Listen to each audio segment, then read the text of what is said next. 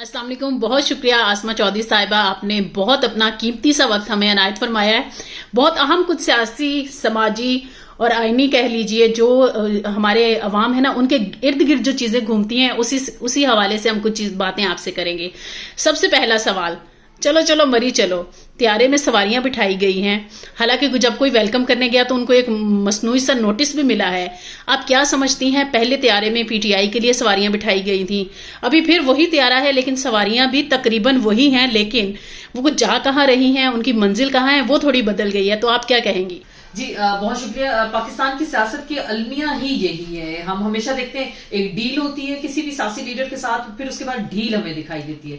मियां साहब लंदन से चले और कुछ अर्सा पहले ही इमरान खान साहब ने इसकी पेशन गोई कर दी थी कि एक लंदन प्लान होगा जिसपे अमल दरामद होगा, मियां नवाज शरीफ को पाकिस्तान लाया जाएगा, केसेस माफ कराए जाएंगे, मुझे जेल में डाला जाएगा और मेरे मुकाबले में इलेक्शन लड़वाया जाएगा और मैदान खाली होगा। और तकरीबन हूबहू वैसे ही हो रहा है इस वक्त। अगर हम देख रहे हैं, नवाज शरीफ साहब आते हैं बड़ी सहूलतकारी के साथ, बड़ा उनको अथॉरिटी दे दी गई, बड़ा उनके लिए एक लेवल प्लेइंग फील्ड सेट कर दिया गया और हर तरह से हम देख रहे हैं कि वो बिल्कुल खामोश तरीके से अदालतों में आते हैं, बड़ी मानी खेज मुस्कुराहट के साथ दाखिल होते हैं और फातिहाना अंदाज में जाते हैं और वापस भी आते हैं। उनसे पहले ही प्लान तय कर दिया जाता है कि जी 24 तक अगर जमानत है, 24 को पेश होंगे, 2 दिन मरी में क़याम करेंगे और 26 को वो फिर वापस आएंगे। और वैसे ही हुआ, हमने देखा 24 को वो पेश हुए तो 2 दिन की और उनको हिफाजती जमानत दे दी गई, और क्योंकि उन्होंने अपने आप को अदालत के सामने सरेंडर किया, और फिर 26 को वो पेश हुए और अपीलें भी साथ में लग जाती हैं। तो ये देखिए ना, सब कुछ एक मखसूस टाइम फ्रेम के तहत तय हो रहा है, सब कुछ लगा दी गई ये चीजें। और उसके बाद आपने देखा उससे पहले जब वो पाकिस्तान तशरीफ लाते हैं, एयरपोर्ट पे सारा अमला मौजूद होता है, उनको बड़े सल्यूट किए जाते हैं, सीसीपीओ लाहौर उनको सल्यूट कर रहे हैं। और जिस हेलीकॉप्टर में वो आते हैं, जिस एटीएम मशीनों का ये जिक्र करते थे मरियम नवाज, हमजा शहबाजी, एटीएम मशीन है, जहांगीर तरीन है, अलीम खान है, और इनके जहाज हैं जो भर भर के लोगों को लाते हैं, तो वही हेलीकॉप्टर था। ओन चौधरी थे जो उनके खास साथ होते हैं, मौजूद होते हैं, हर तरह के मामलात वो देखते हैं। इससे पहले वो इमरान खान के सारे मामलात देखते थे, अब वो जहांगीर तरीन के साथ होते हैं। तो वो एयरपोर्ट पे हैं, मियां साहब को झुक झुक के सलाम करते हैं, वो हेलीकॉप्टर से वो सीधा जलसे तक आते हैं। हालांकि इस तरह की जरूरत नहीं थी, लेकिन ऐसा बंदोबस्त कर दिया गया कि देखिए, और ये बता दिया गया, शायद जो करने वाले हैं ऐसा बंदोबस्त, उन्होंने मैसेज दिया है कि जी पहले जिसका जहाज जिसके लिए भर के आता था तो वो अब जहाज और हेलीकॉप्टर से इस्तेमाल होंगे। तो मैं तो ये कहती हूँ कि फिर नून लीग किस मुंह से उस हेलीकॉप्टर में बैठी होगी। हालांकि अल्लाह का दिया उनके पास बहुत कुछ है, किसी को हायर भी कर सकते थे, प्राइवेट हेलीकॉप्टर ले भी सकते थे, किसी का इस तरह का इस्तेमाल नहीं कर सकते थे। पर उसके बाद वो जलसा हुआ, जो भी खिताब हुआ वो हम पहले भी आपको डिटेल्स बता चुके हैं। लेकिन आसमा ये बताइएगा, जैसे पीटीआई पे बड़ा इल्जाम लगते रहे, बहुत सारे लोगों ने उस पर लिखा बोला बात की, हमेशा कोई जादू टूने, कोई प्रेडिक्शंस और पता नहीं क्या कुछ होता है। इवन वजीर आजम हाउस के हवाले से भी बड़े लोगों ने इंकशाफात किए, प्रेस कॉन्फ्रेंसेस भी करवाई गई। क्या इनका कोई ऐसा पीर मिल गया नून लीग को? जिस तरह से आपने जिक्र किया है, तमाम तर सियासी प्रेडिक्शंस, इवन अदालतों में क्या कुछ होगा वो तारीख पहले ही बता दी गई, सब कुछ सेट प्लान के तहत। जिस तरह से जब खान साहब बाहर थे, इमरान खान साहब, वो बातें किया करते थे कि कोई लंदन प्लान बन गया है, तो ये वाकई लंदन प्लान बन गया है। और एक बड़ा एनआरओ जो कि इजाजुल हक भी कहते हैं, आपके शो में वो बात कर चुके हैं।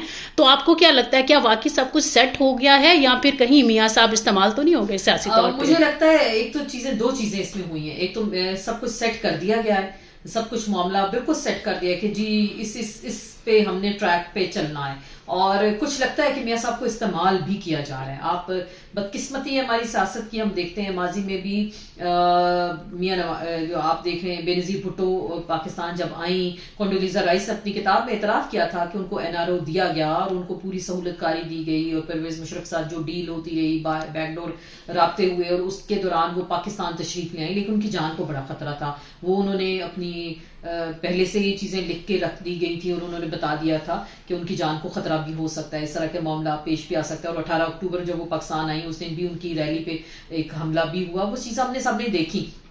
देखिए, जब इस तरह की डील्स होती हैं तो फिर इसके 2 ऑप्शंस होते हैं, एक तो आपको इक़्तिदार में रखना है या फिर आपको इस्तेमाल करना है।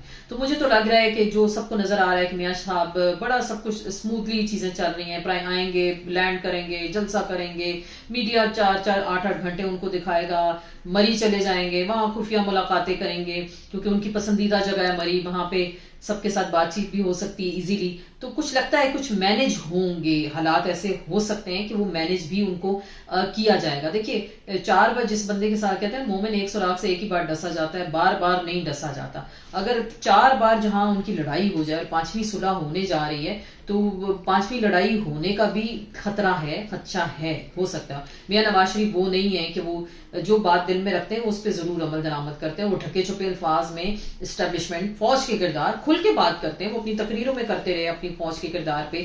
اور میں تو ریسنٹلی ابھی ان کی اس دن تقریر سن رہی تھی، اس میں انہوں نے کہا کہ اکبر بگٹی کو کس نے مروایا، لال مسجد کا آپریشن کس نے کرایا، بے نظیر بھٹو کو کس نے مروایا. تو وہ تو نام لے کے کہہ رہے تھے. اگر اس طرح کے وہ بیانات دیتے رہے تو وہ یقیناً آپ یہ نہیں کہہ سکتے کہ ان کی میموری سے ان چیزوں کو اریز کر دیا گیا. وہ میموری میں ان کی یہ چیزیں شامل ہیں اور موجود ہیں.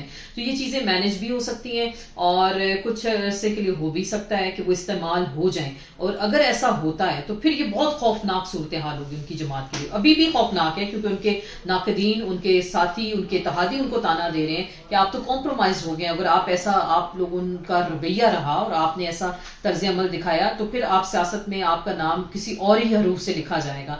تو یہ طریقہ کار خاصا خوفناک ہو سکتا ہے. دیکھیں ایک جمہوری شخصیت ہے میاں صاحب، نو ڈاؤٹ ان کی جماعت ہے پنجاب میں، بالکل لوگ ان کو پسند کرتے ہیں. تو جو اگر جمہوری طریقے سے وہ آتے ہیں، الیکشن لڑتے ہیں، کھلا میدان ہوتا ہے عمران خان کے لیے اور ان کے لیے، دونوں کے لیے، تو پھر مقابلے کا مزہ آئے گا. اور میچ فکسنگ کی جو باتیں ہوتی ہیں، دیکھیں جب اس طرح کی ڈیلز ہوتی ہیں تو پھر اس کے 2 آپشنز ہوتے ہیں. ایک تو آپ کو اقتدار میں رکھنا ہے یا پھر آپ کو استعمال کرنا ہے. تو مجھے تو لگ رہا ہے کہ جو سب کو نظر آ رہا ہے کہ میاں صاحب بڑا سب کچھ اسموتھلی چیزیں چل رہی ہیں، پرائے آئیں گے، لینڈ کریں گے، جلسہ کریں گے، میڈیا 4-4 8-8 گھنٹے ان کو دکھائے گا، مری چلے جائیں گے، وہاں خفیہ ملاقاتیں کریں گے کیونکہ ان کی پسندیدہ جگہ ہے مری، وہاں پہ سب کے ساتھ بات چیت بھی ہو سکتی ہے ایزیلی. تو کچھ لگتا ہے کچھ مینج ہوں گے، حالات ایسے ہو سکتے ہیں کہ وہ مینج بھی ان کو کیا جائے گا. دیکھیے 4 بار جس بندے کے ساتھ کہتے ہیں مومن ایک سوراخ سے ایک ہی بار ڈسا جاتا ہے، بار بار نہیں ڈسا جاتا. اگر 4 بار جہاں ان کی لڑائی ہو جائے اور 5ویں صلح ہونے جا رہی ہے تو 5ویں لڑائی ہونے کا بھی خطرہ ہے، خدشہ ہے، ہو سکتا ہے. میاں نواز شریف وہ نہیں ہے کہ وہ جو بات دل میں رکھتے ہیں اس پہ ضرور عمل درآمد کرتے ہیں. وہ ڈھکے چھپے الفاظ میں اسٹیبلشمنٹ فوج کے کردار کھل کے بات کرتے ہیں. وہ اپنی تقریروں میں کرتے رہے اپنی فوج کے کردار پہ. اور میں تو ریسنٹلی ابھی ان کی اس دن تقریر سن رہی تھی، اس میں انہوں نے کہا کہ اکبر بگٹی کو کس نے مروایا، لال مسجد کا آپریشن کس نے کرایا، بے نظیر بھٹو کو کس نے مروایا. تو وہ تو نام لے کے کہہ رہے تھے. اگر اس طرح کے وہ بیانات دیتے رہے تو وہ یقیناً آپ یہ نہیں کہہ سکتے کہ ان کی میموری سے ان چیزوں کو اریز کر دیا گیا. وہ میموری میں ان کی یہ چیزیں شامل ہیں اور موجود ہیں. تو یہ چیزیں مینج بھی ہو سکتی ہیں اور کچھ عرصے کے لیے ہو بھی سکتا ہے کہ وہ استعمال ہو جائیں. اور اگر ایسا ہوتا ہے تو پھر یہ بہت خوفناک صورتحال ہوگی ان کی جماعت کے لیے. ابھی بھی خوفناک ہے کیونکہ ان کے ناقدین، ان کے ساتھی، ان کے اتحادی ان کو تانا دے رہے ہیں کہ آپ تو کمپرومائز ہو گئے. اگر آپ لوگوں کا رویہ رہا اور آپ نے ایسا طرز عمل دکھایا تو پھر آپ سیاست میں آپ کا نام کسی اور ہی حروف سے لکھا جائے گا.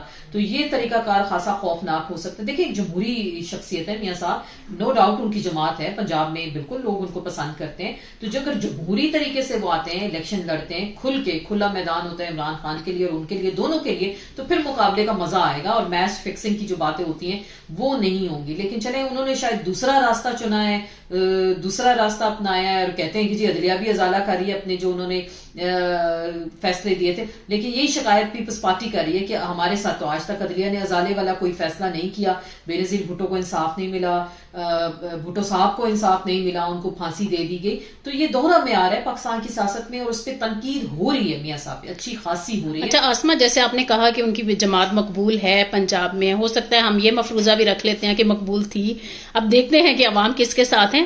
لیکن جب ہمیں یہ بیانیہ نظر آتا ہے کہ پاکستان میں اسٹیبلشمنٹ کے خلاف بیانیہ بنانا ایک فیشن بن گیا، جس کو ووٹ چاہیے، جس کو اقتدار چاہیے وہ آتا ہے، نعرہ لگاتا ہے، لیکن عملی طور پر گڈ گورننس جو ہے وہ شاید نہیں دکھا پاتا عوام کو. آپ کیا سمجھتی ہیں، جب نون لیگ سیٹ اپ سے باہر تھی تو وہ مزاحمت کا نعرہ لگاتے تھے، بڑے بڑے جلسے کرنے کی کوشش کرتے تھے، تقریریں کرتے تھے، لیکن یک دم ایک بڑا سڑک توڑ یو ٹرن آیا اور فوراً سے بیانیہ چینج ہو گیا، جی ہم تو خوشحالی لے کر آئیں گے.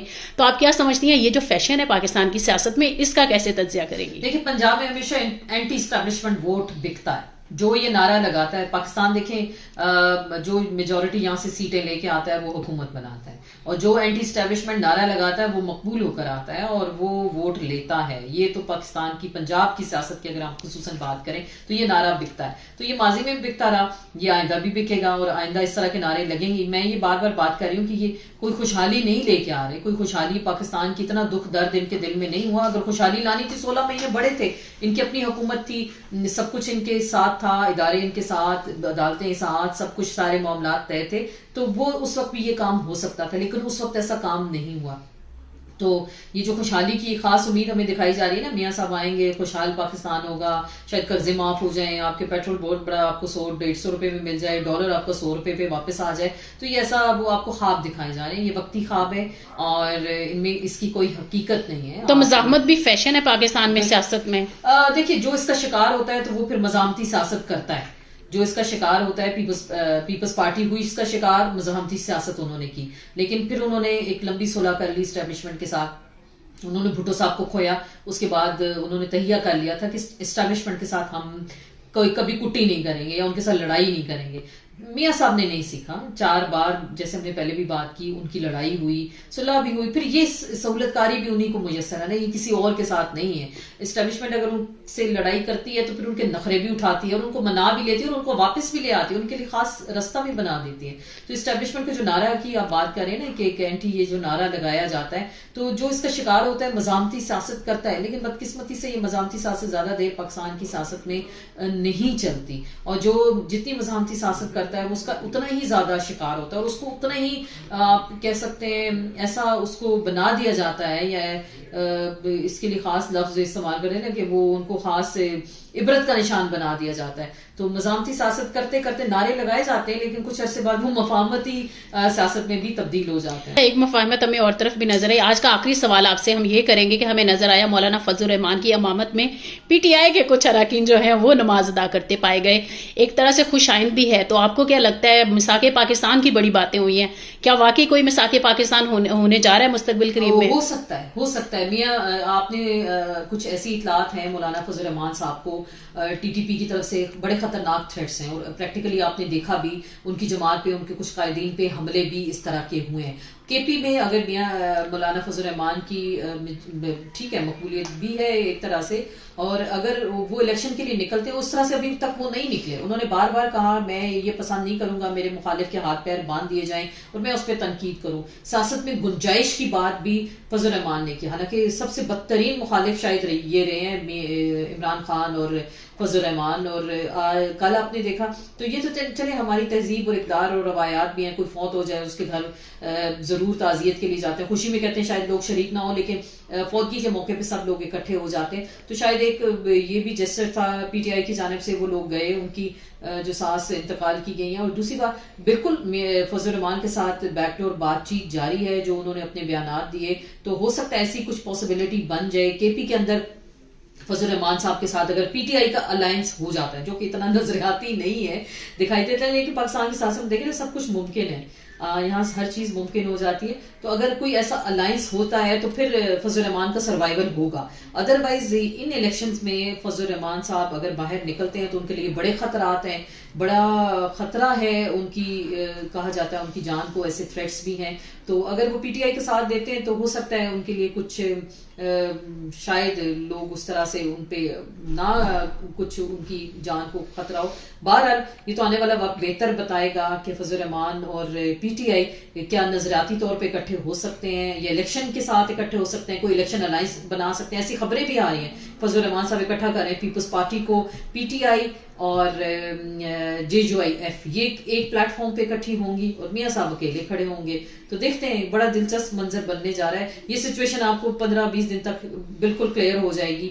اور آخری بات ہم ضرور کریں گے کہ بدقسمتی ہے پاکستان کے اندر کہ ہمارے ادارے ہمیشہ مینج کرتے ہیں سیاستدانوں کو پہلے ان کو ملائن کرتے ہیں، ان کو پولیٹیکل وکٹمائزیشن کا نشانہ بناتے ہیں، اور کچھ عرصے بعد ان کو بڑا بہترین قرار دیا جاتا ہے کہ یہ تو پاکستان کے لیے امید ہے، پاکستان کے لیے بہت اچھا ہے، اور اس کے بعد کچھ عرصہ جو دوسرا جیل میں ہوتا ہے اس کو بھی کچھ عرصے بعد ریلیف ملتا ہے، اور پھر کہتے ہیں کہ جی یہ اچھا، یہ پہلے والا کرپٹ تھا۔ یہ پریکٹس اب بند ہونی چاہیے، عدالتوں کو آئین اور قانون کے مطابق انصاف کرنا چاہیے۔ میرا دل اس دن بہت دکھا، اے پی ایس کے بچے، ان کی مائیں، 16 دسمبر کو جو پاکستان کے ساتھ، وہ پاکستان کا 9/11 تھا، ان بچوں کے ساتھ، ان ماؤں کے ساتھ جو زیادتی ہوئی، ماؤں کی گودیں اجاڑ دی گئی، ایک ماں نے 2 3 بچے اس حادثے میں کھوئے تھے، اور انصاف کا ہمیں معیار آج تک، وہ سپریم کورٹ کے باہر بینر لے کے کھڑی ہیں، تو کیا ان کے لیے کسی عدلیہ کے دل میں درد نہیں جاگتا؟ ان کے تو گھروں پہ جا کے، ہمارے ججوں کو جا کے گھروں کے اندر باہر عدالتیں لگانی چاہیے تھی